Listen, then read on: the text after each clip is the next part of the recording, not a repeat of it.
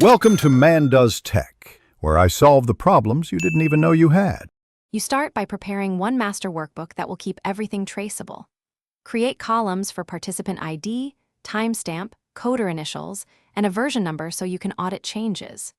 Once done, define variable names and short labels in a separate sheet so everyone uses identical terms. This reduces ambiguity later. Make sure to set data types, text versus number versus date, and freeze the header row to prevent misalignment during scrolling. Save a template copy immediately to preserve the pristine schema. Now implement the coding structure practically. Add a dedicated codebook sheet listing each variable, its meaning, allowed codes, and examples so coders know why a value fits. Then create data validation dropdowns for all categorical fields to force consistent entries.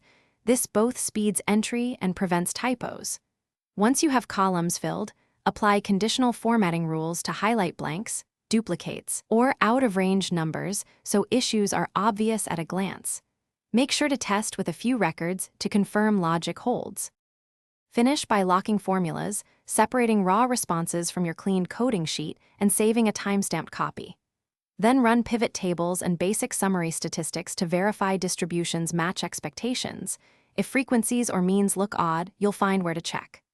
Once complete, create a changelog sheet documenting edits, who made them, and why. This ensures reproducibility. If things go wrong, check data validation and filters first. Often a hidden filter or misapplied validation causes apparent data loss, and reversing it restores entries. Thanks for watching. If you found this helpful, don't forget to like and subscribe.